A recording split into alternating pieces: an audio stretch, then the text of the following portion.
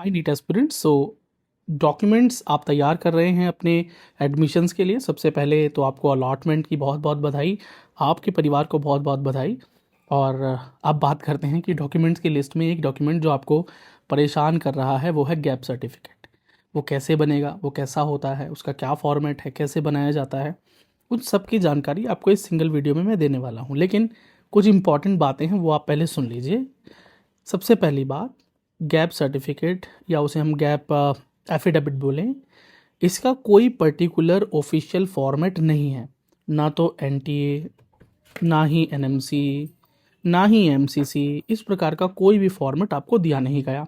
इसके बाद important documents जो कि एडमिशन के लिए ज़रूरी डॉक्यूमेंट्स है, उनकी लिस्ट में गैप सर्टिफिकेट का नाम वैसे भी नहीं आता है ऑफिशियली। ये डॉक्यूमेंट तो कुछ कॉलेजेस, कुछ इंस्टीट्यूट, कुछ मेडिकल कॉलेजेस आपसे मांग लेते हैं। हर मेडिकल कॉलेज में इसकी आवश्यकता नहीं होती, पर इसका ये मतलब नहीं है कि आप इसे बनाएं ना। अगर आपके इंस्टीट्यूट द्वारा, आपके मेडिकल कॉलेज द्वारा इसकी डिमांड की गई है तो ज़रूर आपको इसे बनवाना ही होगा। इसके अलावा कि इसका कोई स्टैंडर्ड फॉर्मेट तो है नहीं, तो एक फॉर्मेट है जो मैं आपको यहाँ सामने स्क्रीन पर दिखा देता हूँ। आप इस फॉर्मेट को देखिए।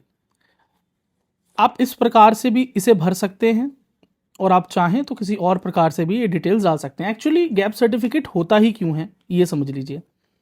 अगर आपका जो लास्ट क्वालिफिकेशन है, मान लीजिए आप स्कूल 12th पास आउट हैं, तो आपने जो स्कूल पास किया था वो किस वर्ष में किया था, और उसके बाद आपके अगर एमबीबीएस एडमिशन में कुछ गैप है, अगर मान लीजिए आपका अभी 12th का रिजल्ट इसी वर्ष आया है और आपको कॉलेज अलॉट हो गया इसी वर्ष, तो फिर आपको गैप सर्टिफिकेट की आवश्यकता नहीं, क्योंकि कोई गैप हुआ ही नहीं। इसी वर्ष 12th पास हुआ, इसी वर्ष आपको एडमिशन मिल गया, तो कोई गैप तो हुआ ही नहीं। लेकिन वो बच्चे जो तैयारी करते हैं, प्रिपरेशन करते हैं, कुछ समय लग जाता है, साल 2 साल, तो गैप हो गया। अब उस गैप को ही एक शपथ पत्र पे, एक पेपर पे लिख कर बताना होता है, और उसमें आपकी पर्सनल डिटेल्स हैं। आपका नाम है, आपका पता है, फिर उसके बाद आपकी लास्ट क्वालिफिकेशन क्या है, 12th मतलब की है तो कहाँ से की है, या स्कूल कॉलेज जो भी आपने नीट फॉर्म भरते हुए बात की थी, कोड डाला था, उसके अकॉर्डिंग लास्ट क्वालिफिकेशन क्या थी, किस वर्ष हुई, और पास हुए या नहीं हुए, संस्थान स्कूल कॉलेज का नाम क्या है, ये बताना है।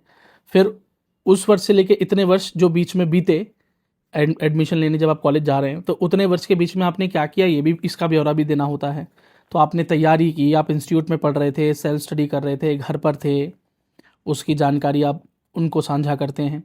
और बस कोर्ट से एक 10 रुपये का स्टैम्प पेपर काफ़ी होता है इसके लिए, इससे ज़्यादा की आवश्यकता नहीं है। और इसके साथ इस शपथ पत्र को आप जो है वो नोटरी वाले वकील के पास जाएंगे, और वकील साहब आप उसको सर्टिफिकेट को या एफिडेविट को पूरी तरह से संपन्न करके आपके डिटेल्स को टाइप करके आपके हाथ में देंगे, आप आगे जाकर जमा करा देना। लेकिन सबसे बड़ी बात यह है कि पहली बात तो आप जाकर एक बार पता कर लो कि जिस कॉलेज में आपको एडमिशन मिला भी है वहाँ इसकी आवश्यकता है भी या नहीं, पहली बात। दूसरा, मैंने बता ही दिया, अगर गैप है ही नहीं तो इसकी आवश्यकता वैसे भी नहीं। हर कॉलेज में इसकी ज़रूरत होती नहीं। इसे बनाने के लिए कोई विशेष समय लगता नहीं है। आप आसपास किसी भी कोर्ट में, किसी भी एडवोकेट को रीच करके इसे बनवा सकते हैं। और पीडब्ल्यूडी बच्चे तो इस वक्त वैसे ही कोर्ट और नोटरी और एफिडेविट इन सारी चीज़ों से वाकिफ़ हो ही चुके हैं, तो उनके लिए तो एक खैर बहुत बड़ी बात होने नहीं वाली।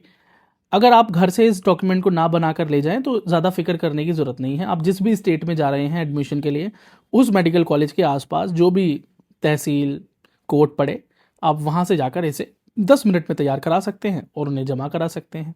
ठीक है, तो ऑल एंड ऑल ये है गैप सर्टिफिकेट के बारे में सारी इन्फॉर्मेशन। इसके अलावा कोई और इन्फॉर्मेशन इसके बारे में अवेलेबल है नहीं। बच्चे हमेशा एक स्टैंडर्ड फॉर्मेट ढूंढते हैं गैप सर्टिफिकेट का, एक्चुअली वो एग्जिस्ट नहीं करता। ये जो मैंने फॉर्मेट आपको दिखाया है वो हम अपने टेलीग्राम चैनल पर डाल देंगे, एसवीपी इंस्टीट्यूट पर। द एसवीपी इंस्टीट्यूट पर आप सर्च कर सकते हैं, बाकी लिंक वीडियो के डिस्क्रिप्शन में भी है, आप जाकर वहाँ से भी इसे उठा सकते हैं। बाकी आप अगर कोर्ट जाएंगे और एडवोकेट से मिलेंगे, उन्हें कहेंगे कि हमें एडमिशन के लिए गैप सर्टिफिकेट बनाना है, तो वो खुद ही सारी डिटेल्स आपकी लेकर फॉर्मेट बनाकर दे देंगे, क्योंकि ये बहुत ही नॉर्मल सी चीज़ है। खाली एमबीबीएस एडमिशन्स के लिए नहीं मांगते, दूसरे कोर्सेज में एडमिशन के लिए भी गैप सर्टिफिकेट कई बार मांग लिया जाता है। तो जो एडवोकेट्स होते हैं उनको इस बात की वैसे भी नॉलेज होती है, तो वो आराम से बना देते हैं। बाकी फिर भी अगर आप घबरा रहे हैं तो फॉर्मेट मैंने ऑलरेडी दे दिया है, लेकिन ये कोई स्टैंडर्ड फॉर्मेट नहीं है, क्योंकि एक स्टैंडर्ड फॉर्मेट, एक वन फॉर्मेट इसका एक्चुअली है ही नहीं, लेकिन उतनी ही डिटेल्स चाहिए होती हैं जितनी कि मैंने सर्टिफिकेट में डाली हैं। चलिए, all the best for your NEET counselling admissions, और आई होप आगे इसी प्रकार से आप अपने भविष्य में तरक्की करते रहेंगे, अपने परिवार का नाम रोशन करते रहेंगे। एसवीपी इंस्टीट्यूट आपको बधाई देता है, और धन्यवाद आपका वीडियो को अंत तक देखने के लिए। सब्सक्राइब करके रखें, क्योंकि आपके सारे सवालों के जवाब देने की कोशिश हम इसी प्रकार से करते हैं।